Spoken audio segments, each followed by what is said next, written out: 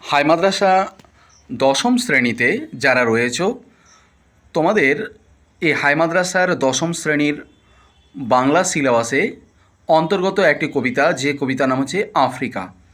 এই কবিতার লাইন ধরে ধরে অর্থ বিশ্লেষণ সমেত পুরো বিস্তারিত আলোচনা লাইন ধরে ধরে দেওয়া হচ্ছে। কবিতার সারাংশটুকু চ্যানেলে দেওয়া রয়েছে, তোমরা অবশ্যই প্রথমে আফ্রিকা কবিতার সারাংশ দেখবে। আজকে হচ্ছে লাইন ধরে ধরে সমস্ত আলোচনাটুকু। আজকের এই আলোচনাটুকু শুনলে বা দেখলে বা জানলে এখান থেকে যেই কোয়েশ্চেন আসুক না কেন তুমি কিন্তু উত্তর দিতে পারবে। আফ্রিকা, রবীন্দ্রনাথ ঠাকুর। উদ্ভ্রান্ত সেই আদিম যুগে স্রষ্টা যখন নিজের প্রতি অসন্তোষে নতুন সৃষ্টিকে বারবার করছিলেন বিধ্বস্ত, তার সেই অধৈর্যে ঘন ঘন মাথা নাড়ার দিনে রুদ্র সমুদ্রের বাহু প্রাচী ধরিত্রীর বুকের থেকে ছিনিয়ে নিয়ে গেল তোমাকে আফ্রিকা। বাঁধলে তোমাকে বনস্পতির নিবিড় পাহারায়, কৃপণ আলোর অন্তপুরে। উদ্ভ্রান্ত সেই আদিম যুগে, অর্থাৎ যে সময় আফ্রিকাকে ঈশ্বর তৈরি করেছিল, সেই সময়ে সময়টা কেমন ছিল? উদ্ভ্রান্ত, এলোমেলো, দিশেহারা, দিক বেদিক, পাগলের মতো। সেই সময়টা ভালো ছিল না। তাই বলেছে উদ্ভ্রান্ত সেই আদিম যুগে স্রষ্টা যখন নিজের প্রতি অসন্তোষে, স্রষ্টা ঈশ্বর আল্লাহ ভগবান যখন আফ্রিকাকে যখন সৃষ্টি করলো, তখন সেই সময়টা ছিল উদ্ভ্রান্ত, এলোমেলো, দিশেহারা। নতুন সৃষ্টিকে বারবার করছিলেন বিধ্বস্ত। ঈশ্বর তিনি আফ্রিকাকে তৈরি করলেন, আবার তিনি অসন্তোষ হয়ে তিনি কিন্তু ভেঙে দিলেন। বলছে না না, হয়নি, একটু ভালো হয়নি, আরও একটু ভালোভাবে তৈরি করতে হবে। অর্থাৎ ঈশ্বর আফ্রিকাকে তৈরি করছেন, তার মনের মতো না হওয়ার কারণে ঈশ্বর সেই আফ্রিকাকে আবার তিনি কিন্তু ভেঙে দিচ্ছেন। অর্থাৎ ধ্বংস এবং সৃষ্টির মধ্য দিয়ে ঈশ্বর তিনি কিন্তু মেতে উঠেছেন। তার সেই অধৈর্যে ঘন ঘন মাথা নাড়ার দিনে তিনি তৈরি করছেন, তিনি আবার মাথা নাড়াচ্ছেন, না না হয়নি, তিনি অধৈর্য হয়ে যাচ্ছেন। তিনি আফ্রিকাকে তৈরি করছেন, আবার বলছে ভালো হয়নি, আবার তিনি কি করছেন? ভেঙে দিচ্ছেন। অর্থাৎ ঈশ্বর সে নতুনভাবে আফ্রিকাকে তৈরি করছেন, তার মনের মতো না হওয়ার কারণে তিনি আবার কিন্তু আফ্রিকাকে কিন্তু ভেঙে দিচ্ছেন। এভাবে ধ্বংস এবং সৃষ্টির লীলার মধ্যে ঈশ্বর তিনি কিন্তু মেতে উঠেছেন। তোমরা প্রত্যেকে জানো যে আফ্রিকা হচ্ছে অন্ধকারচ্ছন্ন মহাদেশ। এই আফ্রিকার জন্ম লগ্নকে কেন্দ্র করে প্রচুর সমস্যা রয়েছে, আর সেই সমস্যাটাই হচ্ছে রবীন্দ্রনাথ ঠাকুর আমাদের আফ্রিকা কবিতার মাধ্যম দিয়ে তিনি পাঠকদের সামনে উপলব্ধি করেছেন। তারপরে কি হলো?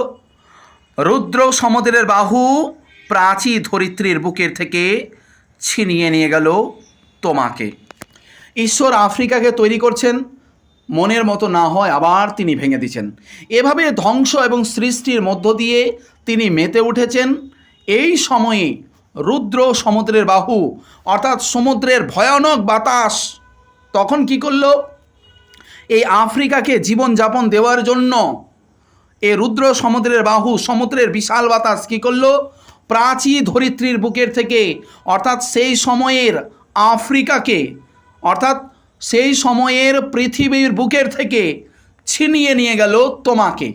এখানে তোমাকে বলতে আফ্রিকাকে, তোমাকে বলতে সর্বদাই মনে রাখতে হবে, কবিতার মাধ্যমে তুমি, তোমাকে, এমন শব্দ পেলেই তোমাকে মনে রাখতে হবে যে তুমি বা তোমাকে বলতে আফ্রিকাকে বোঝানো হয়েছে। তাহলে কন্ডিশনটা কি হলো? ঈশ্বর আফ্রিকাকে তৈরি করছেন, মনের মতো না হওয়া তিনি ভেঙে দিচ্ছেন। ধ্বংস এবং সৃষ্টি লীলার মধ্যে ঈশ্বর মেতে রয়েছেন। এমন দৃশ্য দেখতে দেখতে হঠাৎ রুদ্র সমুদ্রের বাহু, অর্থাৎ সমুদ্রের বিশাল ভয়ঙ্কর বাতাস প্রাচী ধরিত্রীর বুকের থেকে, অর্থাৎ সেখান থেকে, সেই সময় থেকে এই আফ্রিকাকে ছিনিয়ে নিয়ে চলে গেল। এই আফ্রিকাকে ছিনিয়ে নিয়ে গেল যে এই আফ্রিকাকে আর ধ্বংস করতে দিব না। তখন সমুদ্রের বাহু আফ্রিকাকে তিনি কিন্তু ছিনিয়ে নিয়ে চলে গেল। আফ্রিকাকে কোথায় তাহলে বাঁধবে? আফ্রিকাকে কোথায় রাখবে? বাঁধলে তোমাকে বনস্পতির নিবিড় পাহারায়। তাহলে রুদ্র সমুদ্রের বাহু সে প্রাচী ধরিত্রীর বুকের থেকে আফ্রিকাকে ছিনিয়ে নিয়ে গেল। কোথায় তাহলে রাখলো?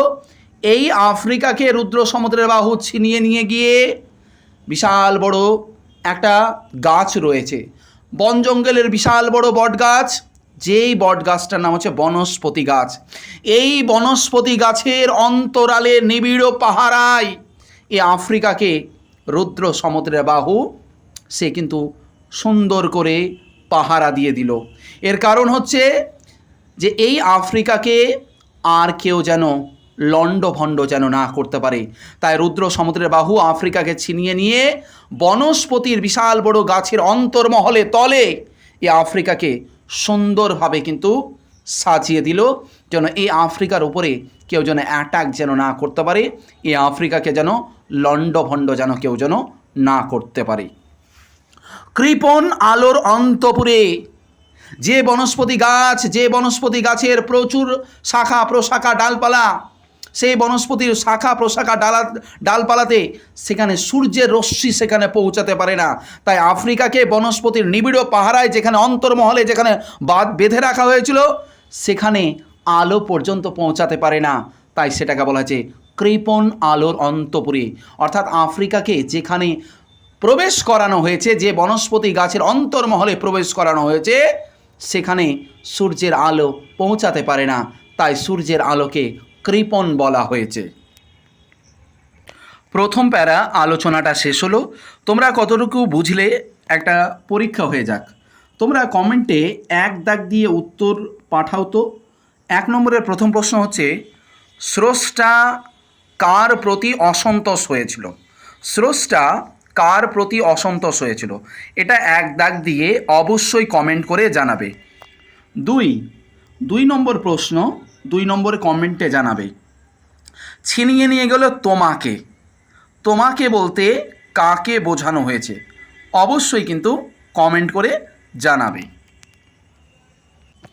এবারে 2 নম্বর প্যারা, সেখানে নিভৃত অবকাশে তুমি সংগ্রহ করছিলে দুর্গমের রহস্য, চিনছিলে জলস্থল আকাশের দুর্বোধ সংকেত, প্রকৃতির দৃষ্টি অতীত জাদু, মন্ত্র জাগাচ্ছিল তোমার চেতনাতীত মনে, বিদ্রুপ করছিলে ভীষণকে বিরূপের ছদ্মবেশে, শঙ্কাকে চাচ্ছিলে হার মানাতে, আপনাকে উগ্র করে বিভীষিকার প্রচণ্ড মহিমায় তাণ্ডবের দুন্দুভিনাদে। এখানে প্রথম প্যারাতে দেখলাম আফ্রিকার জন্ম বৃত্তান্ত। আমরা এখানে 2 নম্বর প্যারাতে যেটা দেখব, যে সেই রুদ্র সমুদ্রের বাহু যখন আফ্রিকাকে সে বনস্পতির গাছের ভিতরে যখন বেঁধে দিল, তখন আফ্রিকা কিভাবে একা একা জীবনযাপন করছে, এখানে সেই সম্পর্কে বলা হয়েছে। তাই কবি বলছে, সেখানে নিভৃত অবকাশে তুমি, এ আফ্রিকা সেখানে নিভৃত অবকাশে তুমি, এ আফ্রিকা তুমি ওই বনস্পতি নিবিড় পাহাড়ের নিচে তুমি একা একা সেখানে তুমি বসবাস করছিও, সংগ্রহ করছিলে দুর্গমের রহস্যে। তুমি সংগ্রহ করছিলে দুর্গমের রহস্যে। এর কারণ হচ্ছে তোমার উপরে কেউ যেন অ্যাটাক যেন না করতে পারে। দুর্গমের রহস্য, তোমার ওই অন্তর্মহলে কেউ যেন প্রবেশ যেন না করতে পারে। চিনছিলে জলস্থল আকাশের দুর্বোধ সংকেত, তুমি সেখানে অবকাশ হয়ে একা একাই তুমি চিনছিলে কোথায় জল কোথায় স্থল এমনটা রয়েছে, তুমি কিন্তু উপলব্ধি করছিলে। প্রকৃতির দৃষ্টি অতীত জাদু, প্রকৃতির ভয়ঙ্কর রূপ থেকে তুমি একা একাই বিচ্ছিন্ন হয়ে আছো। মন্ত্র জাগাচ্ছিল তোমার চেতনাতীত মনে।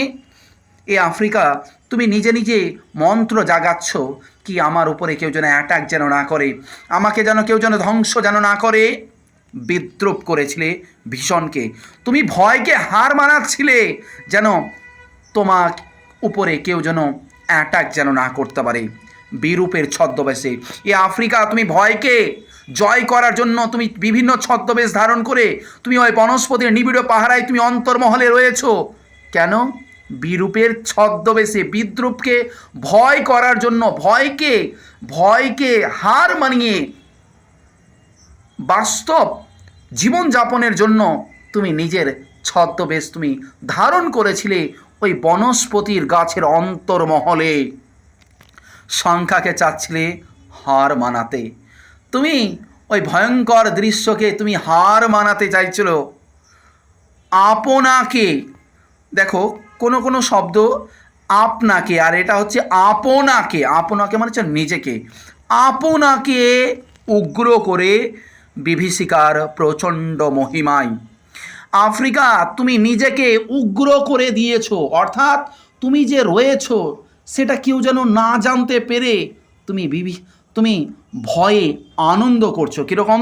তাণ্ডবের দুন্দুভিনাদে, যখন যুদ্ধের বাজনাতে যে আয়োজন, যে খুশি আনন্দ হয়, সেরকমভাবে তুমি ভয়কে হার মানানোর কারণে তুমি একা একা জীবনযাপনে তুমি সেখানেই নিভৃত অবকাশে একা একা তুমি জীবনযাপন করছো।